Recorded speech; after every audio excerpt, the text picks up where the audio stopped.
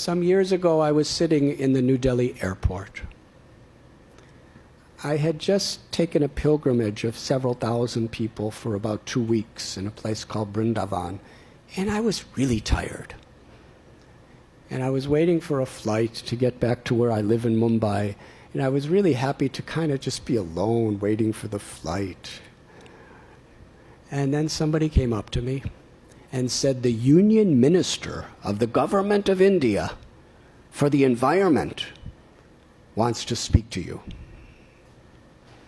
So I said, okay. And she came up and she challenged me. She said, what are you swamis and yogis doing for the environment? The rivers are polluted. The oceans are polluted. The ground is polluted. The air is polluted. And you're just sitting around chanting your mantras and meditating and doing your pujas, your rituals. What are you doing? We need action. So that was a challenge. It's kind of like a storm. It's like an earthquake, actually. Very powerful lady. And she stared at me, waiting for an answer. Because she really cared. She really cared about the environment. And I remember responding by using the same example.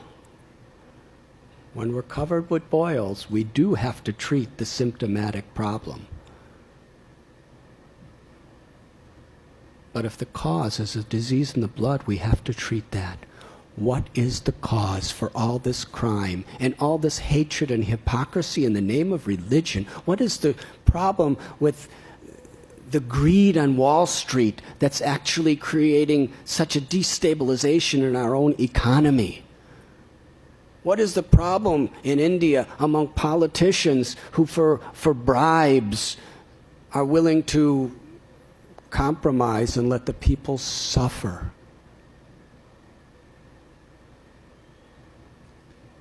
And what is actually the reason why there's all this pollution? It's a pollution within the human heart. When our heart is polluted, we're going to, through our words and through our actions and through the decisions we make, we're going to pollute the world. Because what's in is expressed through what we do and say. We have to address, we have to educate people how to live in harmony with ourselves, how to live in harmony with each other, how to live in harmony with God, and how to live in harmony with nature.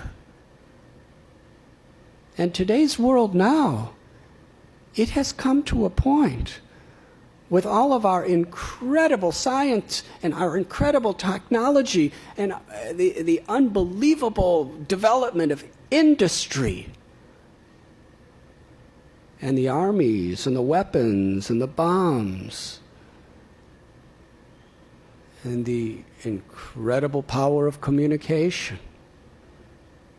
If we don't use these things with the right attitude, with the right motives, we have the power to really cause serious destruction. The purpose of religion, the purpose of spirituality, the purpose of yoga is very simple. It's not a sectarian idea. It's to clean the pollution in our hearts. Transformation. Transformation of arrogance into humility.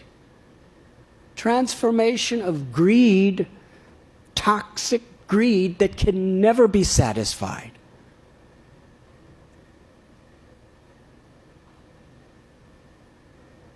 Being a millionaire, being a billionaire cannot satisfy the heart. That's the way greed is. It's like a fire. The more you feed it, the hotter it burns. And selfishness. Transforming selfishness into a desire to selflessly or unselfishly serve others. Hate into love. envy, into rejoicing over somebody else's good fortune.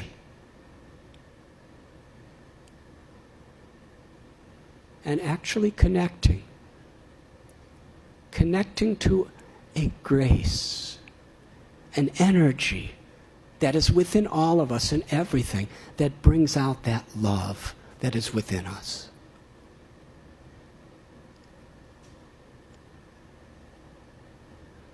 So I told this lady that we're trying to do our part. And you're doing your part. And we should work together. Because if we don't clean up the internal state of human consciousness, even if you clean every river, every ocean, all the air and all the ground, as long as that selfish, egoistic greed is there, they're just going to pollute it all over again.